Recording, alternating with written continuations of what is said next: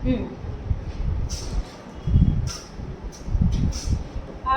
इससे पहले हमने किशोर अवस्था की बात करी और किशोर अवस्था में हमने बात करी थी कि जो बॉयज़ और गर्ल्स हैं उनमें कुछ फिजिकल चेंजेस आते हैं, शारीरिक परिवर्तन आते हैं। इन शारीरिक परिवर्तनों को हम क्या कहते हैं? एक विशेष नाम है, बताओ। द्वितीयक लैंगिक लक्षण, सेकेंडरी सेक्सुअल कैरेक्टर। अब ये मेल में अलग होते हैं और फीमेल में अलग होते हैं। फीमेल में क्या होते हैं? ये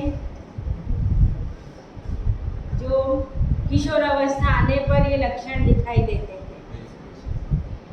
मेंस्ट्रुएशन साइकिल का शुरू होना, जिसे हम ऋतु चक्र भी कहते हैं। ठीक, इसके अलावा आवाज़ तो पतली ही होती है लड़कियों की। चलो और बताओ बेटा। मेल और फीमेल दोनों की बात करें यहाँ पर, दोनों में ही जेनाइटल ऑर्गन का डेवलपमेंट होता है, विकास होता है। फीमेल में मेमरी ग्लैंड डेवलप हो जाती है, ठीक है, क्रियाशील तो नहीं होती है, डेवलप हो जाती है। इस तरीके से चेंजेस होते हैं। इसके बाद मेल में क्या होता है? आवाज़ भारी हो जाती है। अब तुम कह सकते हो कि सिर्फ लड़कों की आवाज़ पतली होती है, वो प्यूबर्टी एज में किशोर अवस्था आने पर क्या होती है? भारी हो जाती है। ठीक, और दाढ़ी और मूंछ का आना और मेल में भी जेनाइटल ऑर्गन का डेवलपमेंट, ये चेंजेस क्या कहलाते हैं? द्वितीयक लैंगिक लक्षण। अब इसी के साथ जो जेनाइटल ऑर्गन है उनमें मेल के अंदर मेल गैमेट बनने लगता है और फीमेल के अंदर फीमेल गैमेट बनने लगता है। ठीक, तो मेल और फीमेल या नर या मादा के अंदर गैमेट का निर्माण होना, युग्मक का निर्माण होना, ये क्या कहलाता है? हिंदी में हम इसको कहते हैं युग्मक जनन। लेकिन हमको टर्म आप लोगों को हिंदी टर्मिनोलॉजी कहीं काम नहीं आएगी, तो कोशिश करो कि आप जो भी वर्ड भले आप बाकी हिंदी में बोलो लेकिन टर्मिनोलॉजी काय में यूज़ करो? इंग्लिश में। तो इसको हम क्या कहेंगे? गैमेटोजेनेसिस। ठीक है, और ये जो प्रश्न है हमारा ये बहुत इम्पोर्टेंट है, गैमेटोजेनेसिस। अब गैमेट मेल में भी बनेंगे और फीमेल के अंदर भी बनेंगे। अब हम ह्यूमन बीइंग की ही बात कर रहे हैं, मनुष्यों की ही बात कर रहे हैं। तो मनुष्य के अंदर मेल में मेल गैमेट होता है, स्पर्म, शुक्राणु। ठीक, अब गैमेट दो तरह के बनते हैं, यहाँ बोलते ही हैं हम कि मेल गैमेट और फीमेल गैमेट।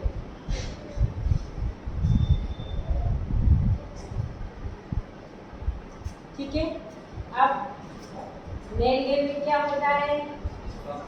स्पर्म, या हिंदी में कहते हैं इसको शुक्राणु। ठीक है, अब क्या कहलाएगा? मेल में मेल गैमेट स्पर्म का निर्माण क्या कहलाएगा? स्पर्मेटोजेनेसिस, या इसको हिंदी में क्या कहेंगे हम? शुक्राणु जनन। इसी तरह फीमेल गैमेट क्या होता है? क्या होता है?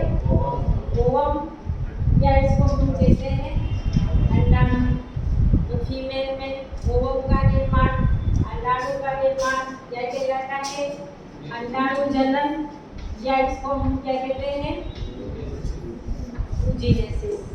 ठीक है, अब ये मेल और फीमेल गैमेट कहाँ बनते हैं? मेल और फीमेल गोनेट्स के अंदर, जनन अंगों के अंदर इनका निर्माण होता है। और किशोर अवस्था आने पर प्यूबर्टी एज में ही मेल और फीमेल गैमेट का निर्माण होता है। अब यहाँ पर हम फीमेल के लिए ये टर्म यूज़ नहीं कर सकते हैं। अभी मैंने पूछा था तो बोला किशोर अवस्था आने पर फीमेल में ओवम का निर्माण होता है, ये गलत है फीमेल के लिए। कब होता है फीमेल में ओवम का निर्माण? पहले एक बार पढ़ा चुकी हूँ, कब होता है? हाँ, फीमेल के अंदर ओवम का निर्माण कब शुरू शुरू हो जाता है जब वो खुद युवावस्था में फिटनेस कंडीशन में वो खुद अपनी माँ के यूटेरस में उसका डेवलपमेंट नहीं हो रहा है। मात्र 5 या 6 महीने का जो फीमेल फिटनेस होता है उस फीमेल मतलब उसका जन्म भी नहीं हुआ, फीमेल में जन्म से पहले ही ओवम का निर्माण शुरू हो जाता है। हाँ, ओवम का जो मैच्योरेशन है वो किशोर अवस्था में होता है, लेकिन वो जो गोलाकार रचनाएं, गोलाकार कोशिकाएं वो कब बनने लगती है? माँ के गर्भ में ही, जब वो खुद फिटल स्टेज में है। क्लियर है? इसलिए हम कभी भी नहीं बोलेंगे कि फीमेल के अंदर किशोर अवस्था में ओवम का फॉर्मेशन होता है। ठीक, अब देखिए आज हम देखेंगे कौन सा? oogenesis। ठीक है, अब oogenesis की प्रोसेस कहाँ पर होती है बता? हाँ, फीमेल में तो होती है, लेकिन कहाँ होती है? अंडाशय या ओवरी के अंदर। अंडाशय या ओवरी के अंदर ओवम बनने की क्रिया अंडाणुजनन या oogenesis कहलाती है। और ये प्रोसेस जो oogenesis की है फीमेल में कब तक होती है? 40 से 45 वर्ष की उम्र तक होती है। ठीक, हमने मेंसेस के बारे में भी बात करी है, मेंस्ट्रुएशन साइकिल। ठीक है, अब देखो ये जो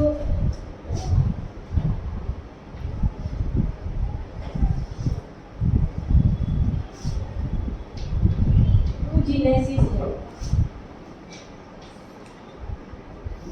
सबसे पहली अवस्था क्या होती है? प्रोलिफरेशन अवस्था।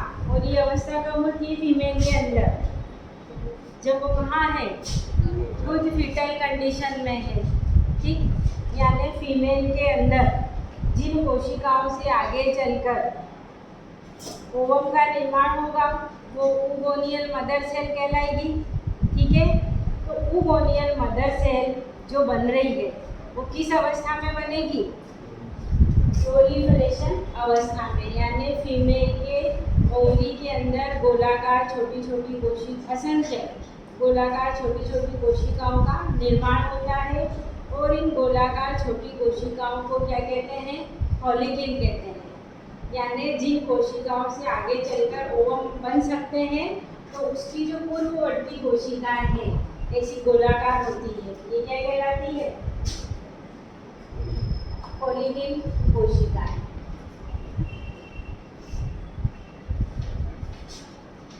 प्रोलिफरेशन स्टेज में इस तरीके की बहुत सारी कोशिकाओं का निर्माण होता है। अब ये जितनी भी गोलाकार फॉलिकल कोशिकाएं बनी है इन सभी से आगे चलकर ओवम नहीं बनेंगे। बन तो बहुत सारे गए, लेकिन उनमें से कुछ ही कोशिकाओं के द्वारा आगे चलकर विभाजन होकर और परिवर्तन होकर ओवम का निर्माण होगा। अब देखो अगली स्टेज क्या होगी, बताओगे?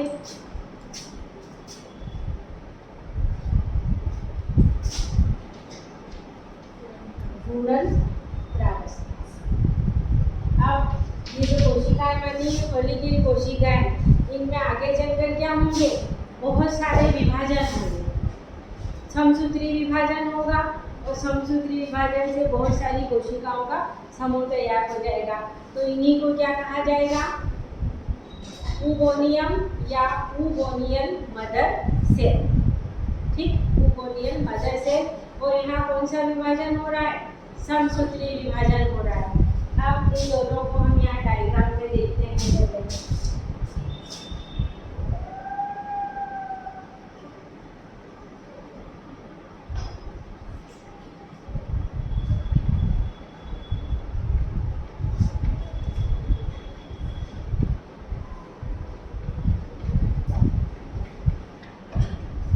ठीक है, अभी क्या कहलाएगी?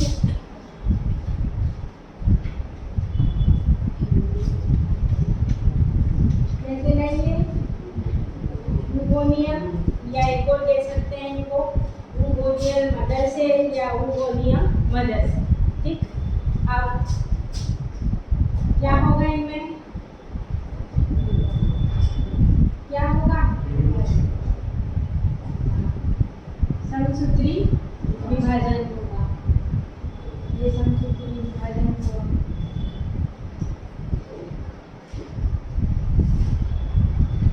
ये आप लोग को पूरे ऐसे बनाना है ना, इसे स्पष्ट लिखना चाहिए। 1 से 2 बनी, फिर 2 से कितनी बनेगी, 4 बनेगी।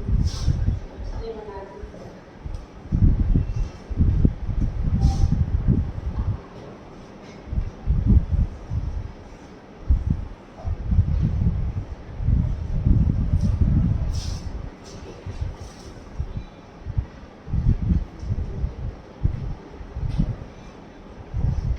अब ये वहाँ देखो हमने कौन सी अवस्था लिखी है, तो ये कौन सी अवस्था है, ये जो ओवरी के अंदर फॉलिक्यूल कोशिकाएं जो आगे चलकर ओवम का निर्माण कर सकती है, गोनियम कहलाई।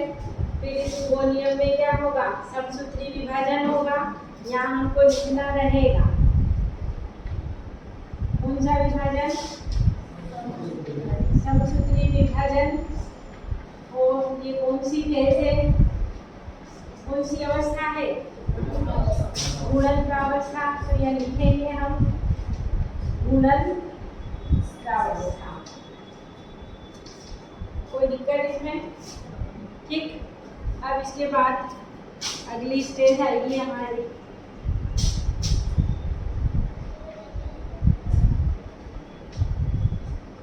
आप लोग थोड़ा व्यवस्थित बनाएंगे, ठीक।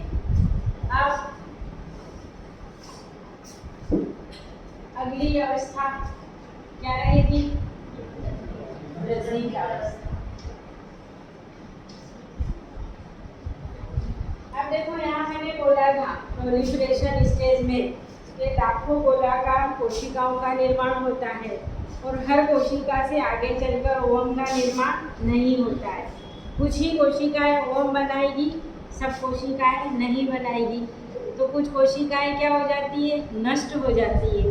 अब वो क्यों नष्ट हो रही है, क्योंकि वो क्या करती है, कुछ कोशिकाएं जो आगे चलकर डेवलप हो रही है या होगी ओवम के रूप में, उनको पोषण प्रदान करने का काम करती है, ठीक है। मतलब पोषण यानी ये जो कोशिकाएं हैं विकसित हो रही है, ये पोषण ग्रहण करेगी दूसरी कोशिकाओं से। तो ये जो अवस्था है वो पोषण ग्रहण करने पर क्या होता है, सभी वृद्धि और विकास करते हैं। कोशिका जो ओवम है वो मैच्योर होने के लिए उसको भोजन तो चाहिए ना, तो वृद्धि प्रावस्था में क्या होता है, आकार में भोजन ग्रहण करेंगे, पोषण ग्रहण करेंगे और इनके आकार में वृद्धि हो जाएगी। अब अपन यहाँ मैं चारों का नहीं बनाऊंगी, सिर्फ एक का बनाएंगे, ठीक है। तो ये वाला इस तरीके से एरो आएगा और इस एरो को मैं हेलो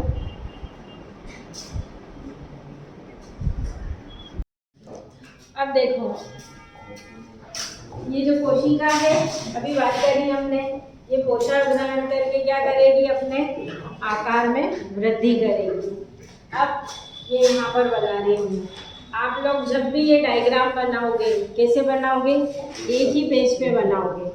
कभी भी उन्हीं के आधा इधर में आधा इधर बना दिया, फिर उसमें मार्किंग अच्छी नहीं होती है। और वैसे भी ये क्या कोई सा भी डायग्राम बनाओ, एक डायग्राम एक ही पेज पर और एक सेंटर में बनना चाहिए। और नाम जब भी लिखो पहले एक तरफ लिखो, बहुत ज़्यादा नाम है। हाँ हेलो,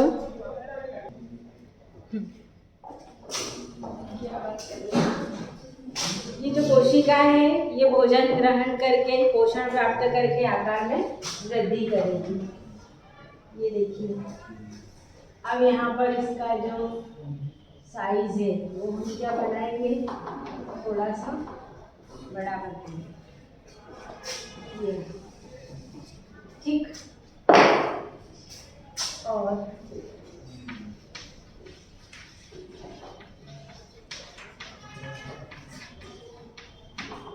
क्या कहलाएगा ये, और यहाँ पर क्या लिखेंगे, सेकेंड अवस्था कौन सी,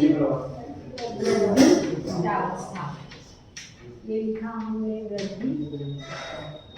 गर्भावस्था।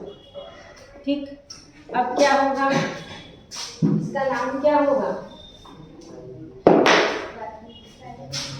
प्राइमरी स्पर्मेटोसाइट, या इसको कहेंगे हम प्राथमिक स्पर्मेटोसाइट है ना अपन तो प्राथमिक oocyte।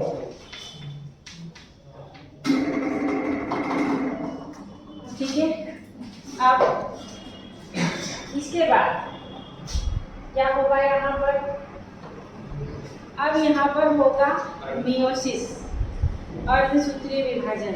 चाहे स्पर्मेटोसाइट हो चाहे oocyte हो, यहाँ पर जो अर्धसूत्रीय विभाजन है ये 2 स्टेज में होता है, 2 चरणों के अंदर होता है। ठीक, तो ये कहलाएगी फर्स्ट स्टेज या पहला चरण काल का मियोसिस का।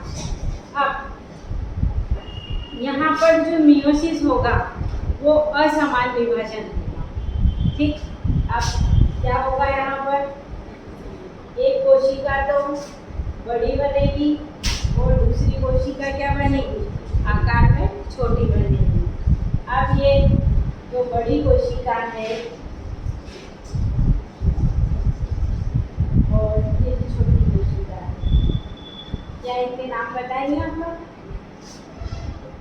ये वाला प्राथमिक oocyte है, तो ये वाला क्या कहलाएगा? द्वितीयक oocyte।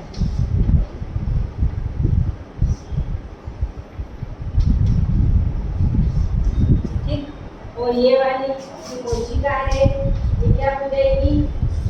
First polar body. ये पहला विभाजन हुआ। अब वापस क्या होगा यहाँ पर? मियोसिस की सेकेंड स्टेज होगी। अब ये जो सेकेंड स्टेज है, अब क्या होगा यहाँ पर?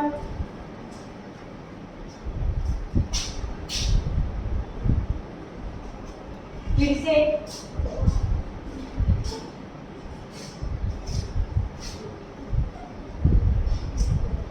ये वाला विभाजन इरेगुलर होगा और इवन होगा, या लिखेंगे हम सेकेंड स्टेज की अर्धसूत्रीय विभाजन की सेकेंड स्टेज। और ये जो बना है यहाँ पर, चलिए हम थोड़ा सा और इसको बड़ा बना देते हैं।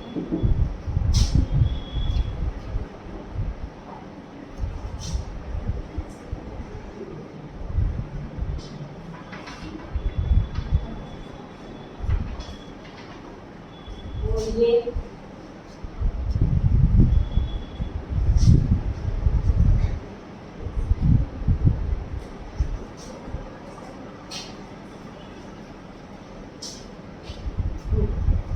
अब देखो ये वाला क्या कहलाएगा?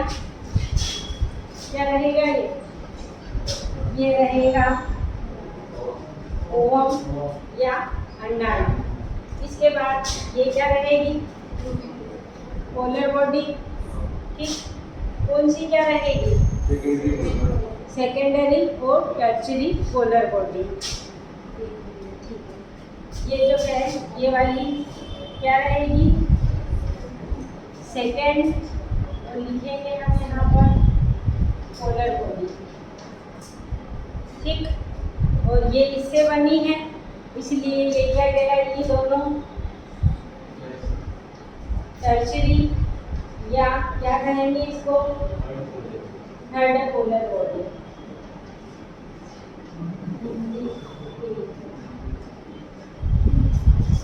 ठीक, इस तरीके से फीमेल के अंदर ओवरी में ओवम का निर्माण ये क्या कहलाता है? oogenesis। ठीक, अब ये अवस्था लिखी थी हमने, प्रोलिफरेशन अवस्था। जन्म से पहले ही फीमेल के अंदर क्या होता है? ओवम बनने लगते हैं, कई गोलाकार छोटी कोशिकाओं का निर्माण होता है। इन कोशिकाओं को क्या कहते हैं? फॉलिक्यूल कोशिकाएं। और ये फॉलिक्यूल कोशिकाएं ही आगे चलकर मैच्योर होती है और मैच्योर होने पर इनसे क्या बनते हैं, ओवम। अब सबसे पहली अवस्था कौन सी थी हमारी, भ्रूणक अवस्था। वो गोलाकार छोटी कोशिका है जो आगे चलकर आकार में बड़ी हो जाती है, जो ओवम बनाती है। वो हुगोनियम या हुगोनियल मदर सेल कहलाती है। फिर इनमें समसूत्री विभाजन होता है और कई सारी कोशिकाएं तैयार हो जाती है। अब ये कोशिकाएं क्या करेगी, वृद्धि, पोषण ग्रहण करेगी। जो कोशिकाएं नष्ट हो रही है, सारी कोशिकाएं ओवम के अंदर कन्वर्ट नहीं होती है। अब हम यहाँ एक कोशिका का लिख रहे हैं, वृद्धि करके आकार में बड़ी हुई, इसको हमने क्या कहा, प्राथमिक oocyte कहा। प्राथमिक oocyte में आगे चलकर मियोसिस होता है 2 चरणों में। फीमेल के अंदर जो oogenesis हो रहा है, यहाँ पर मियोसिस होता है असमान, जबकि हम स्पर्मेटोजेनेसिस में पढ़ चुके हैं कि वहाँ पर विभाजन कैसा होता है, समान। जब हम अंदर लिखते हैं तो ये लिखा जाता है, ठीक। फिर ये जो सेकेंडरी oocyte बना है, इस सेकेंडरी oocyte में फिर क्या होता है, असमान विभाजन होता है। यहाँ असमान विभाजन से क्या हुआ था, द्वितीयक oocyte और फर्स्ट पोलर बॉडी का निर्माण हुआ था। यहाँ पर विभाजन से एक ओवम का निर्माण हुआ और सेकेंड पोलर बॉडी, और इसमें फर्स्ट पोलर बॉडी में विभाजन से थर्ड पोलर बॉडी का निर्माण होता है। अब ये पोलर बॉडी किस काम आती है, ये पोलर बॉडी, ये जो ओवम है, इस ओवम को पोषण देने के काम आती है। और समय के साथ ये पोलर बॉडी क्या होती है, नष्ट हो जाती है, ठीक है। अब फीमेल के अंदर, अब चाहे प्लांट हो, चाहे एनिमल हो, चाहे हम ह्यूमन बीइंग हो, सभी के अंदर जो ओवम कैसा होता है, गोलाकार होता है, बड़ा होता है और अचल होता है। ये फीमेल गैमेट की विशेषता होती है। चाहे आपने ब्रायोफाइट, टेरिडोफाइट, जिम्नो, एंजियो सारे ग्रुप पढ़े हैं पिछले साल, वहाँ पर फीमेल गैमेट क्या था, मेगा स्पोर कहा था। मेगा ही क्यों कहा, क्योंकि आकार बड़ा है, और मेल गैमेट को हमेशा क्या कहा था, माइक्रो। तो ये हम में भी यही है कि जो मेल गैमेट है वो आकार में छोटा और चल होता है, मोटाइल होता है, जबकि फीमेल गैमेट आकार में बड़ा, गोल और अचल होता है। अब देखो, इसी के कारण आप देखिए जो संतति है उसके अंदर किसके कैरेक्टर ज़्यादा रहते हैं, माँ के पिता के, माता के। क्यों, क्योंकि बड़ा गैमेट कौन है आकार में,